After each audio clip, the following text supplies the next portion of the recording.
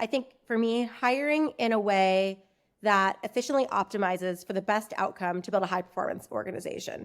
So very loose, but keeping the outcome in mind. You're trying to build a high performance organization and you want to do it efficiently. Welcome to Offer Accepted, the podcast that elevates your recruiting game. Your host, Shannon Ogborn, interviews top talent acquisition leaders, uncovering their secrets to building and leading successful recruiting teams. Gain valuable insights and actionable advice from analyzing cutting-edge metrics to claiming your seat at the table. Let's get started. Hello and welcome to another episode of Offer Accepted. I'm Shannon Ogborn, your host, and this episode is brought to you by Ashby, the all-in-one recruiting platform empowering ambitious teams from seed to IPO and beyond. I am super excited because I'm here today with one of my all-time favorite people and career mentors, Heather Doshay. From her doctorate in organizational leadership to being an early team member at Hired to the first executive hired at Webflow in a VP of people role leading talent and HR, Heather brings years of experience to the table in both recruiting and people operations.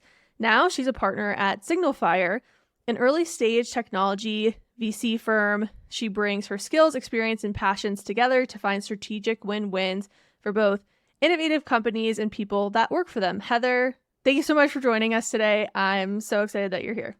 Thanks, Shannon. I'm so excited to be here. I've known you for so many years, so it's fun to talk to you in this context. It's a real full circle career moment. It really is. Amazing. Well, I would love if you could give the audience a little bit of background on yourself about SignalFire, what is SignalFire, and what is your current role there? Great. Well, I'll start with SignalFire and then I'll turn to a little bit of me. So SignalFire is an early stage venture capital firm. We have over 1.8 billion in assets under management, and we're focused on key sectors like AI/ML, developer tools, healthcare, and cybersecurity. We believe, and we're differentiated because we believe that a mix of technology plus human expertise is the perfect recipe to guide founders to successful outcomes. On the technology side, our core value add is Beacon, which is a proprietary AI engine that tracks hundreds of millions of people and company data points to guide the funds investing and assist portfolio companies with scaling their teams and revenue. On the human side, we have a great slate of in-house experts who are successful operators in their own right and know what it takes to make a growing company successful. In my role, I have the honor of advising our founders in all things people and talent. And I work alongside these amazing experts. For go-to-market, we've got Jim Stoneham, who was previously the CMO of Stripe and New Relic. And we have an expert on leadership and culture, Tani Nazario-Kranz, who was previously the CHRO of Netflix and Waymo. I mean, these are big names, and I get to work alongside them in my role. In addition to that direct advisory piece that I mentioned, I'm also responsible for taking our firm's larger vision and priorities and operationalizing that strategy into scalable programs and resources that will have a force multiplier effect on our portfolio as they relate to people and talent. So you can think of it as leading the day-to-day of our people and talent team to make sure that we stay the best in class on all things people and talent to help our founders and our portfolio. I love that. And I love the career trajectory, taking everything that you've learned from everywhere, including your doctorate, and applying it in this context. I'm sure you are the most helpful to your founders and to people internally as well. And you've been in the recruiting space or kind of recruiting in people ops adjacent throughout your career. So throughout your career, as you've seen the recruiting processes play out at so many different organizations, what would you say is one of the biggest challenges that organizations face? Yeah, I mean, I think organizations face many challenges, but one of those is hiring maybe the wrong people. And one of the main reasons why people hire the wrong people is because interviewing at its core is a pretty flawed process if you think about it. So basically you have this evaluator that's a human, and a human is just full of biases. Humans are not great at making decisions when they're making them quickly, right? There's so much science around this. I love behavioral economics, talks a lot about it. And it's pretty well known that you can mitigate a lot of these biases in an interview process through structured interviewing to make sure you're making the best hiring decisions. But it's actually very rare that a company understands how to do this, especially at the early stage where I'm working with founders the most. Most often they're having these unstructured conversations where they're trying to figure out who they want to hire and they're having trouble. And so that's a core thing that I'm seeing right now. Definitely. And I remember back to our Hired days, there would be some things that came up in the feedback that would be like, would I get a beer with this person? Yes. I'm like, okay, that's lovely and everything. However, is that what is going to set this person up for success for the job? And the answer, according to basically all IO psychology research, is no, No. that is not a predictor of job performance. So let's talk a little about what is structured interviewing anyway. Like what actually does that mean? Absolutely. And yeah, the answer is no, it does not work, right? So structured interviewing does work, and it works at a greater percentage than others. But what it is basically, you can think of it in three parts. The first part is you decide in advance what success looks like. What are the core competencies that this person will have that you're going to hire, and how do they align to the job at hand? So how can you extract competencies out of the job description? The second piece is that you have a consistent set of questions that you're going to ask all your candidates. It's the same hiring process for all, the same set of questions for all, so that you can essentially evaluate apples to apples. And the last bit is that you know what a great answer looks like. You probably have a rubric or something where you can say, this differentiates the answer to question 2 from good to great. And this can happen in many different formats. It doesn't have to be that you're sitting awkwardly holding a piece of paper, reading questions back and forth. These can happen sync or async, right? They can be in live actually, or you can actually have a take-home assessment or things like that. They can be remote or in person. They could be a dialogue or a work sample test. And they could happen even at the group level versus a one-on-one. There's many ways to make it happen. It's super flexible. It's just the notion that you have those 3 components all working at once. Yeah, I think one of the most common misconceptions is that structured interviewing is very robotic. Now, don't get me wrong, there's a lot of people who do it robotically, and we'll get to a little bit later, like how can you actually be a really good structured interviewer? How can you make it feel more natural and things like that? But it doesn't have to be that way. And I know through working, when I was at Google, I was working with a lot of candidates who were like, I just felt like the person was kind of like beep boop, question. So I'm excited to get to that portion, but very good definition and kind of start here of what does structured interviewing entail. So you, I know, are very big on the science side of this. I am too. Let's jump into a little bit of kind of the science and the why. Why do it? And I think as we're thinking through this, it would be great if you could talk a little bit about how to pitch this with this data to founders or to leadership, because I think, even though we know it's right, like how do we really communicate that necessity using data? How do we influence using the data that we know about? So science behind absolutely. it. Why do it? Yeah. So, and by the way, there could be a whole other topic about how to influence people, because my other thought is like, you should influence founders or other stakeholders based on maybe what kind of like personality type they have and what they most respond to, but that's a whole other topic. So to get into the science first, so there's kind of 3 big things that kind of stand out as to why structured interviewing is more effective. And this is research that is empirically validated research that has happened over time. You can look up on a Google search and see that there is tons of studies in this topic, and they will consistently tell you the same 3 things. Thing number 1, a structured interview is the best way to predict job performance. So it's actually predictive validity around a 0.55 to 0.7 range, which is higher by a long mark than unstructured interviewing. I think it's about double the predictive validity. Candidates also prefer it, number 2. There was a great Google study that basically they looked at their own internal candidates, and those candidates who had a structured interview were 35% happier than those who did not have a structured interview when they were rejected. And so they looked at rejected candidates only and who felt like it was the better process. Those who experienced it. Candidates do prefer it. It feels awkward for a lot of folks, but the truth is that candidates want to know that they're going to be assessed fairly. And then 3, they mitigate biases. So there's actually been so many interesting studies. I just want to share a couple of them around mitigating biases. So maybe one concept to just bring up is homophily, which is this notion that people tend to like people who remind them of themselves. This is like a huge area of research that I studied back in my doctoral program. And it's really, really prominent, where if someone reminds you of you, you just assume they're good like you, smart like you, great like you, right? And so when someone seems different, you kind of come in with a more skeptical eye. It's honestly like physiological response to question people who are unlike yourself. And so a lot of studies show that they just mitigate and create fairer outcomes for a diverse group of candidates. When you've got a group of candidates, you can actually like dissect out that the diversity aspect is more equalized when you remove some of the homophily, because you have structured questions. You're not giving questions that remind you of yourself, maybe an easier question. And then the next piece I would say is there was a study that actually talked about overweight candidates. And so you think of like diversity as race, gender, sexual orientation, these other pieces, age. But there was a really interesting study around overweight candidates, which you'll hear about a lot in various pop culture, that they tend to have a harder time getting the job than candidates who might be looked at as more fit in certain ways. And that structured interviews actually moderated that bias too, which is huge, like in a meaningful way. And then, of course, I mean, ADA is something we think about when we think about diversity in candidates. But the ADA actually put on a study to try to understand. And it turned out that disabled candidates were actually given more leniency in interviews when they were unstructured.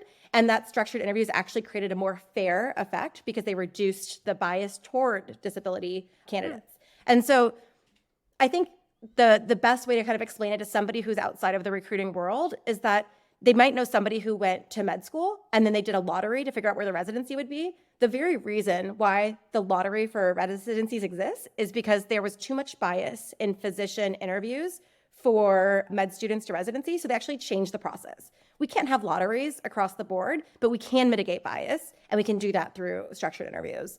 And so I think, if you're looking at somebody who likes data and facts and you share those things and they also care about mitigating bias, you're going to find somebody who is really excited to now do a structured interview just on the data alone. But some people don't actually care about those things. And so you've got to find the way to actually win them over and help them see that through.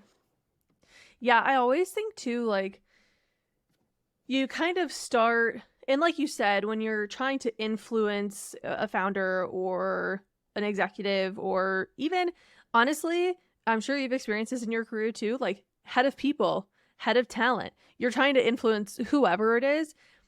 It's surprising how many people don't see the liability of bias as a strong enough motivator to do structured interviews. I'm like, okay, so you weren't buying into my other arguments that I've used based on your personality type that I think would resonate with you.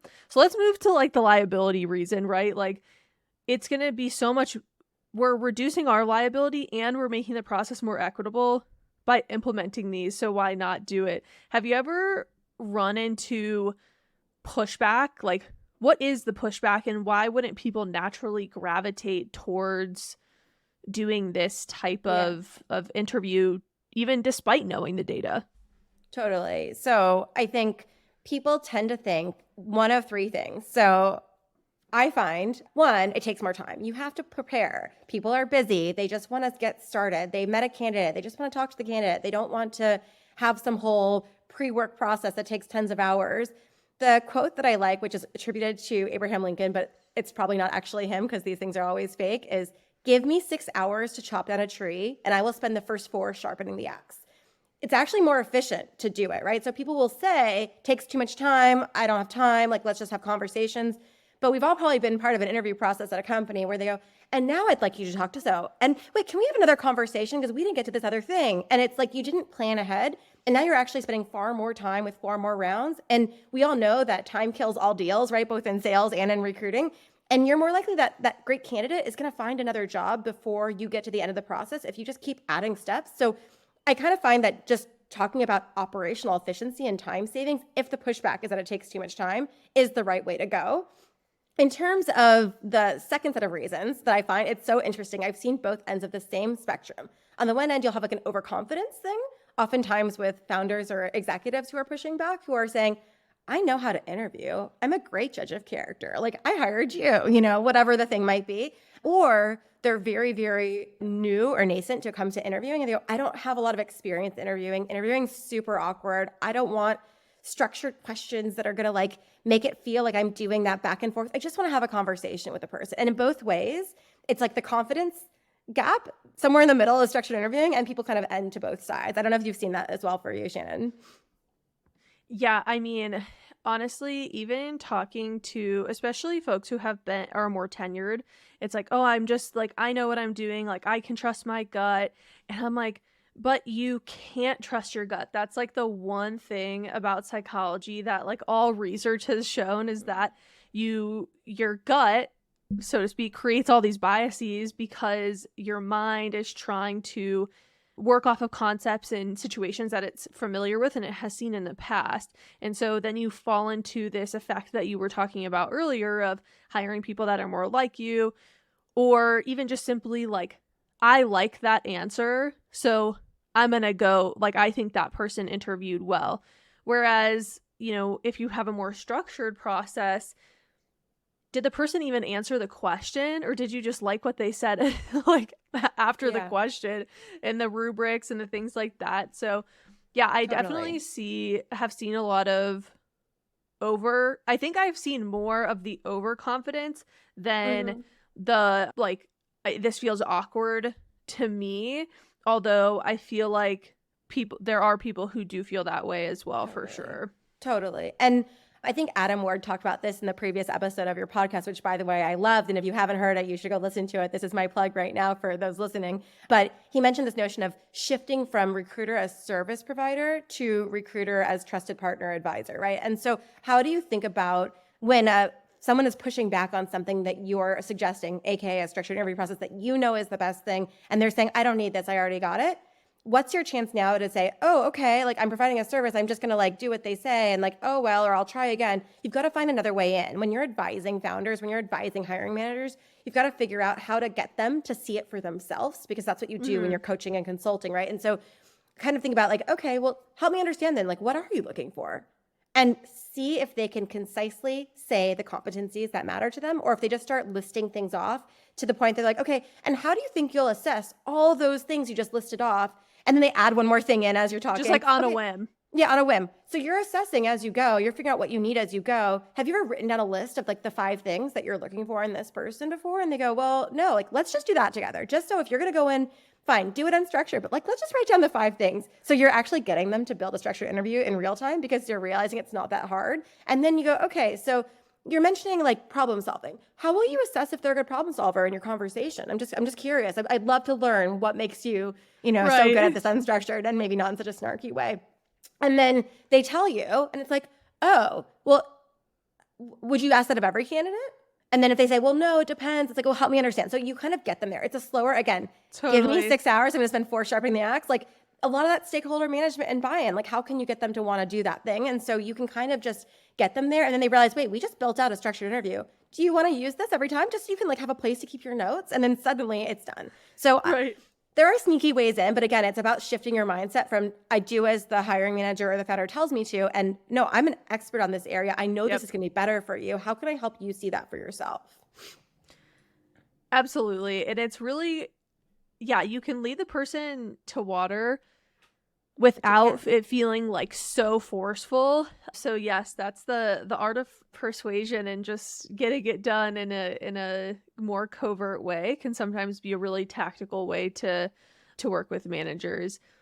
So so we just talked a little bit about how you could maybe practically get somebody to there if they haven't really considered it, but where does this process live? Like, where does this scope of decisions come from? Absolutely. So I think ideally it's happening at every role at every time. It's not a conversation you have each time. You as a company decide this is our interviewing philosophy, this is our hiring philosophy, and then you implement it across the board. And that's the ideal way in. If you're having trouble getting buy-in, you can try it with one department or one team as the way they're going to do it. And when it works really well for them, show off the data to get everyone else there. But ideally, if you're starting from scratch and you have all the buy-in in the world, you are setting this up in your infrastructure. And what happens is this portion of the design on the role level exists at what I call the intake process. So this is before you go to post a role, you're figuring out what is this job that we're hiring for? What is the requirements of it? What are the projects this person would do in the first year on the job? What does a job description look like? And then once you have a job description, you can almost extract, oh, communication seems to be a big thing for this job. X technical skill tends to be a big thing for this job. Like, let's figure out what those things are. And so the idea is it lives in that intake process each time, but you can, in the infrastructure of your talent function, build it into the process so that it just happens. It's not something that you have to figure out where to fit it in each time you go. It's a part of your process, and it's in the intake for me at least. I don't know, Shannon, have you seen it elsewhere before, or is that kind of where you tend to see it as well? Yeah, I mean, I think ideally it's going to be at the beginning of the process, because like the quote that you were talking about, if you get ahead of it, and some other folks we've talked to on the podcast have spoken about this as well, if you can get ahead of it, you're going to be saving yourself so much time in the end, because there's nothing worse as a recruiter or recruiting team then going like 90, 120 days, and then suddenly, oops, we've been evaluating the wrong thing because from the jump, the job description wasn't right and we didn't spend enough time getting there. So yes, I'm definitely a strong believer beginning of the process is where like that should take form with the description, the competencies, and extracting those. Yeah, for sure. Awesome. Yeah. And I think, for me at least, it's like decision making is a hard piece, right? So oftentimes you might be a recruiter and think, I don't have the power to decide what the company is going to do, but we don't really have a head of talent. I report into finance, like we're early. I don't know the stage of the company that folks are listening from, but in the very early stage, it's very common to hire a recruiter before there's leadership in the people or talent function. And so these people often feel like they are order takers. They are just getting things done. They're kind of biding their time, filling roles until someone can actually come like kind of save them almost. And like recruiters can save themselves, right? So like the way you kind of think about it is, what if you implemented a framework? So picking a framework that works for you and then giving ownership to different people so that it's a collaboration, but giving yourself a role where you can make the thing successful. And for me, I found that the RACI framework is one that works really well, which is like responsible, accountable, consulted, and informed. And basically just saying, hey, we're going to start structured interviewing here. And we want to talk about how we want to do it for us. Like maybe we don't want to do it the same way everyone else does, but it's going to be consistent. The key is consistency, right? And so how do we keep it consistent for us? And so maybe you're the one who's responsible as the recruiter. You're driving the process. You're designing the set of questions. You're thinking through how this is going to work. You can make the accountable, AKA the person who's approving this motion, the person who maybe feels like they have the power to you. So the founder or the hiring manager or whatever your leveling is where you're at in that decision process where you're trying to get buy-in for structured interviewing. And then let the consulted and informed be the people who are on the slate. Oftentimes you can get buy-in from a hiring manager, but then you go off and do interviews and you build out these beautiful scorecards with all the questions. And I can't tell you how many times they come back just like blank with all of the notes in the summary section at the top. Yeah. And people just kind of going, I liked them. Here's what I thought. And it's like, what do they answer to any of the questions? Did you ask any of the questions? Like these things kind of boggle the mind. I would go make them like mandatory to answer and put like little asterisks so that you had to answer. And then people would put like a period or a space mark to get around it and then still leave everything at the top. Like they were actively avoiding the structured interview. And I find that it's because you don't have buy-in. And so when you think about that RACI model, who's consulted and who's informed? Where do the hiring slate folks come in, the interviewers come in? And so this idea that I like to share also when you set it up in a hiring process is to make sure that part of your hiring process, you have an intake. That's you as recruiting team plus hiring manager. And the two of you are super aligned on what the role is, what the need is. You know how to sell it. You know what the process is going to be. You know who you want interviewing. But then invite all those people into a kickoff, which happens before the interview process takes off or the hiring process takes off. Is like you've got this place where you can invite everybody, treat it like a party. Like honestly, like if you're in person in office, like bring donuts to it. Like if it's remote, like make it feel rah-rah, like have intro music. You can make it really fun. And basically you're sharing, we're hiring this exciting new role. And you can use the pitch you develop for candidates to pitch the role to the whole group. They feel they've been importantly invited to this room. They are a part of this process. And then if you do what I like, which is a competency-based interview process, you essentially have your 5 to say 8 competencies that you've pre-designed, and each person around the room is the owner of 1 or 2 of those competencies. So there's like, oh my gosh, deciding if this person is a good problem solver is on me. Like nobody else is really assigned to look at that thing. Okay, I got to take it seriously now. And then you say, and we've designed some questions for you that we believe are the right ones to ask, but we'd love your input. Do you feel like these are the right questions to get the most signal? Like you're the expert in problem solving. That's why we brought you in. Like, what do you think? Are there other questions you'd rather ask? And then you can partner with each person to make sure that they feel like, oh yeah, I signed off on these questions. So now when that scorecard comes around as they're doing their interview, they're like, shoot, I said I would answer these. Like, I even wrote this one. I got to stick with it, right? So it's sort of that mutual public accountability, which I think can make a big difference in terms of like behavioral economics and decision making. So I think that's just when you're setting it up, if you can kind of get that 1-2 punch of a good intake and hiring manager buy-in, and then the full slate, you're going to increase your odds of at least 50% from 0% filling out that. And then over time, you can reinforce those who are doing it to get more and more compliance. Definitely. And when you're setting up this process, I found that doing things like you're suggesting, I love everyone coming to the kickoff meeting. That's not a very common practice, but I think it's a very good idea for getting buy-in, making people feel involved. I mean, let's be honest, from infancy to adulthood, like there's egos involved everywhere.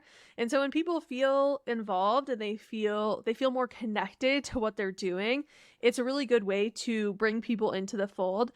And when you're creating these competencies and doing these things, if there's multiple people who are working on a competency, it's a great way to calibrate them, because there's nothing worse, like as a recruiter, than feeling like, oh, I know that if I have to put X person on the slate, this candidate is just a goner. Like, no one wants to feel that way. Or like, I know if I put this person on the slate, like they're just gonna say, Yes. thumbs up, yes, like, and not really give the candidate like the proper evaluation, which, even though as recruiters, like, we want to hire people, we want to hire the right people, so we need everyone to be doing it consistently. So I feel like bringing everyone in together helps for a more calibrated functionality as well for people who are interviewing.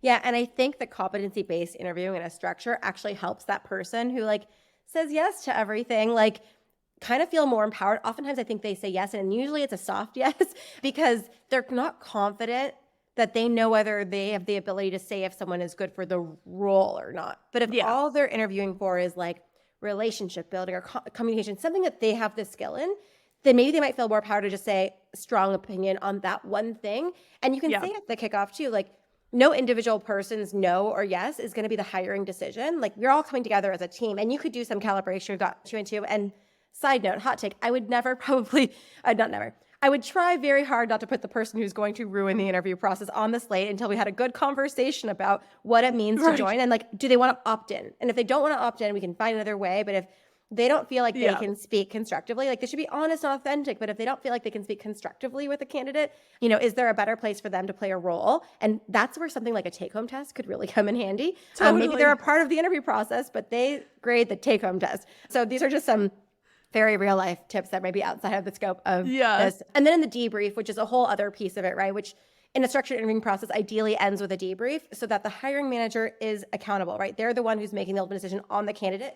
They have to choose to terminate that person if it doesn't work out. So ideally what happens at the debrief is that I like to go in order from the most junior person first to the most senior person last. Because if CEO is on the interview slate and they have a soft yes or a strong yes or a no or whatever the answer is, so is everybody else. Everybody else is going to follow suit because power is a dynamic that is very, very powerful. Not a pun intended, I guess. But basically what ends up happening is that if you start with the junior person and it's just, you were focused on problem solving, you were focused on relationship building, what did you think about that?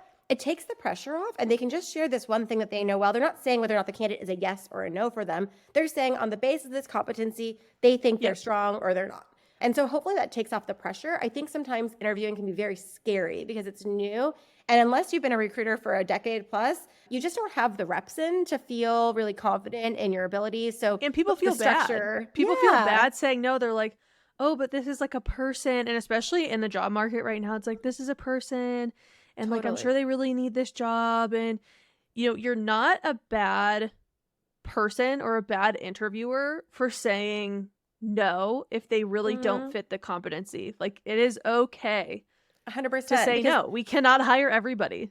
It's way more irresponsible on behalf of that human to hire them into a job to where you know they're going to not be successful because of this thing, and they're going to feel pain, and then they may lose a job, which is actually much more traumatic to their psyche than not getting the job in the first place. And it would free them up to get a job that is a better match for them. And so I think it's just kind of like showing a lot of empathy as a recruiter and kind of acknowledging some of the things that might be coming up for people, especially in an interview training. I think sometimes interview training is like, don't ask these questions, do ask these, fill out your scorecard within 24 hours. Like, there's all these sort of like rules, but when you're training folks, if you can get to the psyche of them a little bit more and kind of think about, okay, so it's scary interviewing, but it's even scarier for the person who is interviewing. Like, it's also a really important decision that you're making, but you're only making it on the area that you're assigned. So it's okay. Ultimately, the hiring manager is going to choose one way or the other.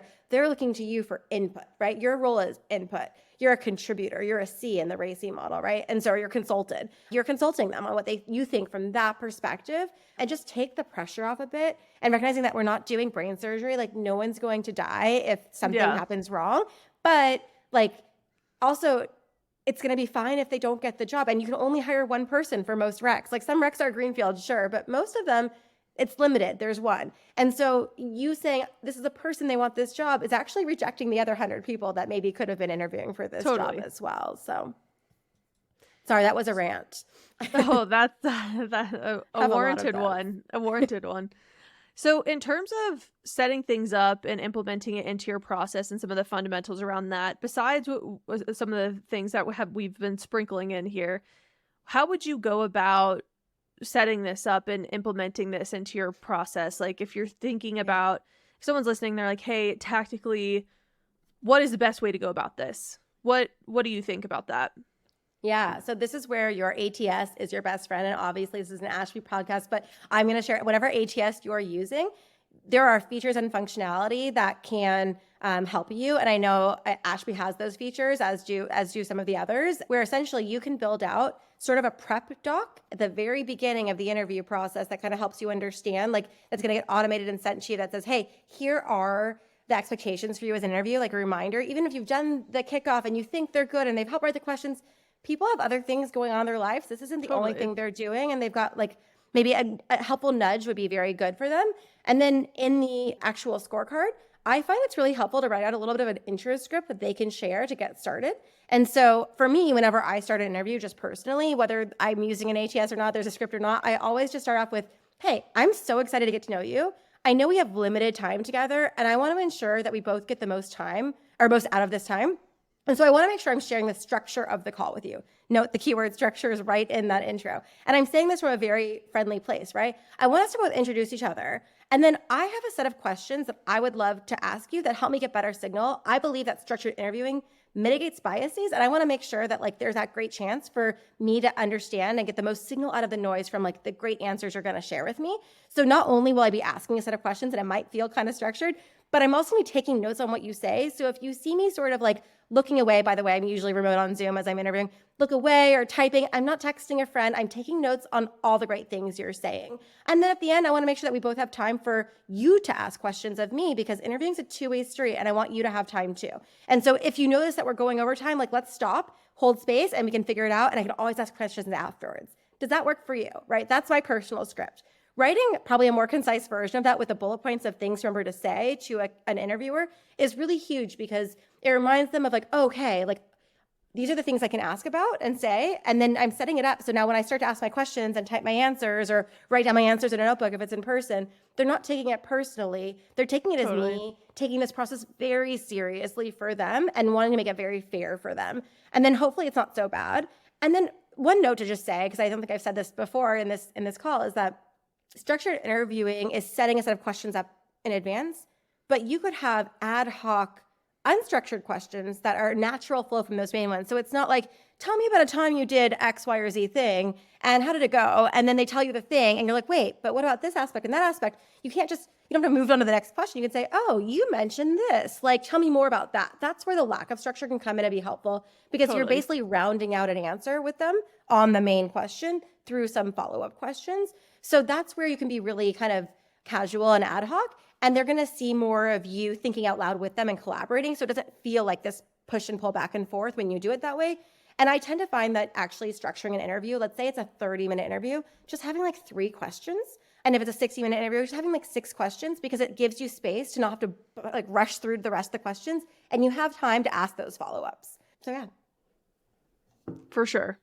Yeah, it's important to make the experience positive for the candidate as well. So like in this script that you're talking about, which I love that idea, it's like, I'm taking notes, like, please feel free to take notes too. Like, even though it shouldn't have to be permissed for candidates to feel comfortable taking notes, you're just opening the door for them to feel more comfortable in the circumstances that they're in, because interviewing is a very anxiety driving process. 100%. So keeping that in mind, and when people know what to expect, they feel more at ease. And I think it's really important as an interviewer to allow a candidate to feel at ease.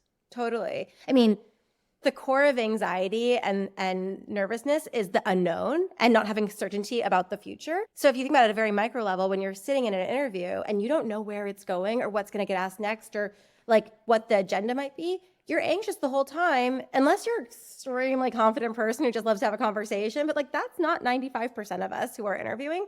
And what that's doing is putting bias towards people who tend to have more confidence in these situations, which goes back to homophily. Yeah. So like the notion is like you're putting the person at ease. The same thing happens parallel in companies where people want to have, and this is an HR thing, right? But people want to have, they think about, oh, like we don't want to define too much or over architect what like career pathways could look like, but then nobody knows how to get promoted. Right. And it's like, oh, we keep it really open and flexible. You've got great paths here, but like, what are they? How do they happen? Like, people want structure. They think they want it to be flexible and open so that they can take advantage of more things.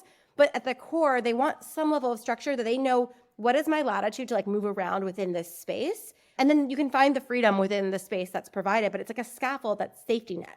So I think it's really, really huge. And then I think, at the talent level too, you really want to decide like a hiring philosophy, and then aligning structured interviewing as a part of that philosophy so that people understand what you're strategically trying to do. If you just say, we do structured interviewing here, it mitigates bias. Like, okay, think about like, we're trying to hire great talent who's going to help us achieve our mission faster, better, stronger, right? We want to bring in the right sets of things. To us, core to this is having a diverse set of backgrounds and experiences to make sure that we have all the benefits of a diverse team. Structured interviewing supports that. That's where the mitigating bias actually matters in practice, right? And then you can show the stats around how much better companies perform revenue-wise even when they've got a diverse team, right? You can look to the efficiency. We want to be an operationally efficient team. Structured interviewing supports that too, right? So you can kind of have these things that matrices together support each other so that there's no loophole in the kind of the reason for the objection from the hiring manager. And I'm thinking of engineers the most, because engineers are like trained as a profession to find edge cases so that products work, right? Like when you're a software engineer, you have to look for all the things that could go wrong that could break down your product essentially. And as a result, you're just trained to look for flaws in things. So they're trying to poke holes. They're trying to not do a process because there might be a hole in the process. The more you can think about your holistic strategy and how these things fit in and that there are no holes, the less pushback you're going to get. And you're going to have engineers being your biggest champions in the interview process. Yeah, business alignment is a really critical piece to structured interviewing, I've found personally. Okay, so let's move to a little bit of a different type of conversation here, topic. How do you get really good as an individual interviewer? So if someone's like, great, we have the structured interviewing process, now what? Because now I'm panicking, I'm nervous, I feel awkward. How do you get really, really good as an interviewer? I love this question because I love interviewing on both sides. It's a really, like, it's kind of like a sickness maybe, but I find it's like a thing you can get good at over time. And ultimately you're making connections with people and you're learning about yourself and someone else in the process every time. So if you can almost reassociate in your brain, rewire it as this really positive opportunity to make a new connection that, whether for this interview or elsewhere, like you've met a person that's interesting, like it's a great opportunity. And so I think the things you can really do to become really great at it, once you've decided it's something you want to be really great at because you want to spend time here, is honing your intro to tee up where you explain the approach you're using, that script I shared. How do you get really good at finding the language that works for you? I just use my own language. That's not going to be for everybody else. I'm a very peppy individual who talks fast and has a lot of extra context. Like, what's your version of that tee up where you're going to explain it so that every time you make space for yourself, that it feels really natural to do that, so that you can move into the structure where the questions might change out and you're not as aware of what you're asking or what you're assessing because you haven't done that as many times, because every interview is a different topic typically. And then how do you kind of also tee up like your intro about yourself? How do you talk about yourself in 30 seconds or less when someone says, tell me about you, right? And so even as the interviewee or as the candidate, like those things are important to do, but also as the interviewer. Remember, interviewing is a two-way street. And then I would say just practicing your listening skills all around, getting really good at listening and finding out, like you could practice at home with your family, finding out like, okay. That's a tough one too. Active listening with your family can be quite difficult. Like practice a dinner where you just really work on active listening and repeat back what you hear the person saying, because ultimately you're rejogging your memory and your understanding, or you're checking for understanding. You're giving a person a chance to kind of like clarify themselves if they screwed up on an interview because they didn't say it the right way. And it also helps you take notes better, like really furiously taking notes so that later when you're going to do your scorecard, like you actually understand what the person was saying. You go back to time because you've kind of really listened. And then I would say taking the extra step to align scorecards and feedback to the job description. Sometimes when I don't know where to start with designing a structured interview, I just go to the scorecard or the job description and say, what core things really speak to me out of these bullet points that we've said this job is? And what are some common questions that could assess that? Do they feel relevant for this role? And then what are some good rubrics to use, and reusing those over time too? Like most jobs, communication is going to be a thing. Maybe the context has changed, But like, just get really good at those common things like communication-based interviews, because you'll get really good at like honing your rubric, honing your questions, knowing which ones work the best, all of that. And then I would say shadowing others, which is like what I say with a caveat, because very awkward for a candidate to have someone shadowing an interview where this other person's just sitting listening.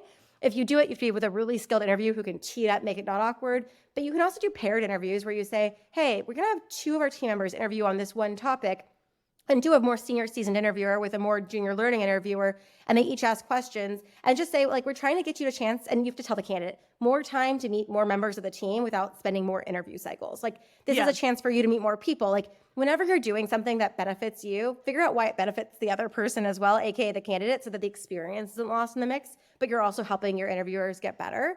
And then last but not least, of course, interview training. Like, this is a huge thing that every team wants to do. Most teams don't find time to do. And if they do, it's like this very generic 30-minute session that doesn't actually get to people's like psychology about why structured interviewing is a scary thing. So don't be afraid to be different and talk about not just the list of biases that exist, but like normalizing the feelings that can come up around some of these things we've talked about today.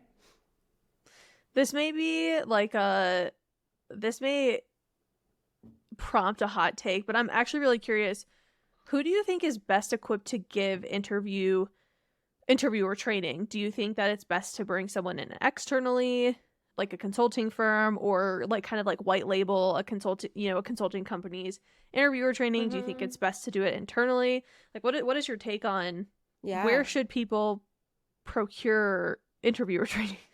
Totally. I think it really depends, which is not a great answer, but look at who you have on the team. Do you have somebody who is an expert to design and lead this? And also, just like I said, like all of roles and people and talent, they're product roles. Like, you're building a product basically, which is your talent experience.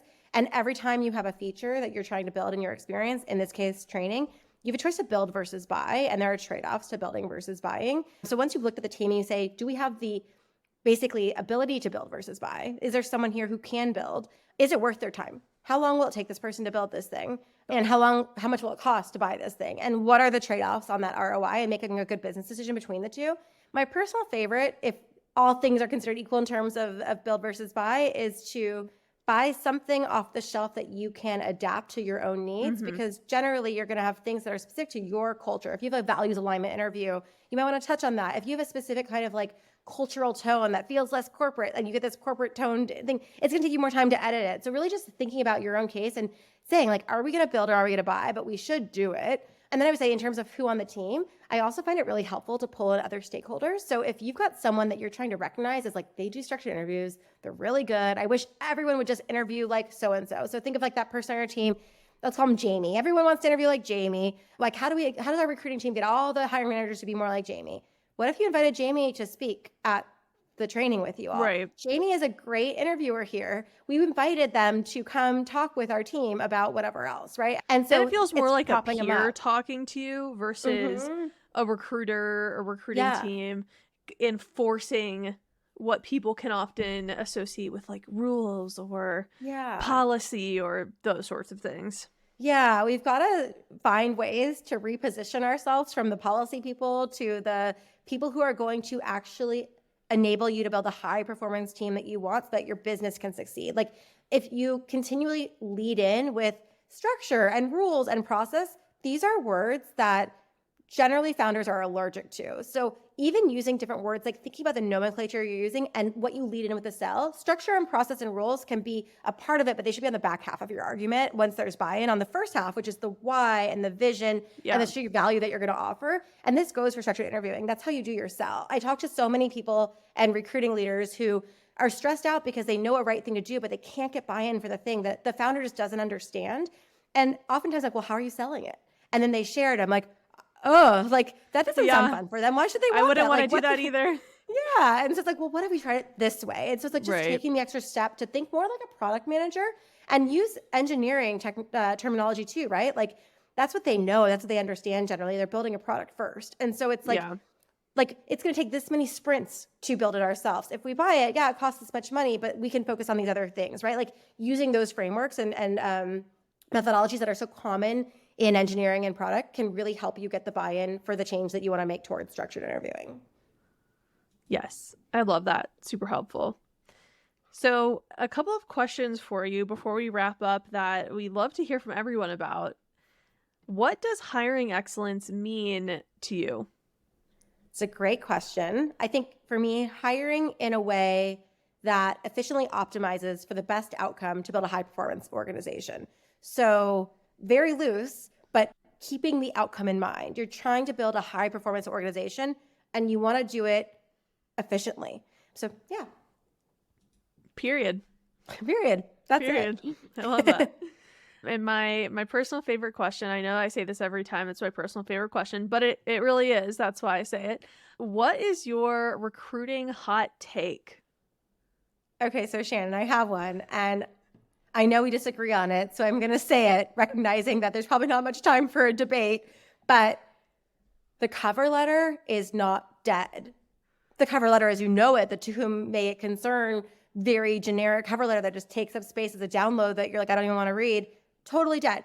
The cover letter in which you tie together the parts of your resume that may not make sense from an outside eye for the person reading it so that they understand your story and what you contribute to the company, totally not dead. Like I read every single one of those and it not only allows me to see their story to understand like, yeah, maybe they don't have the right title on paper, the right organization in the past on paper, but like, here's why I have confidence they're worthy of an interview because they could match and do the job potentially. That cover letter has helped me so many times give people a chance that maybe the resume alone didn't speak to. And it's also a really good chance to see someone's like writing skills, communication skills. Can they be concise? Can they write well? Are they detail oriented? All these pieces matter so much. And it's a great way to get signal on some of those core things so that you need to spend less time on it during the interview process. But Shannon, I know you disagree, so I'm actually very curious for a rebuttal if you have one, if we have time.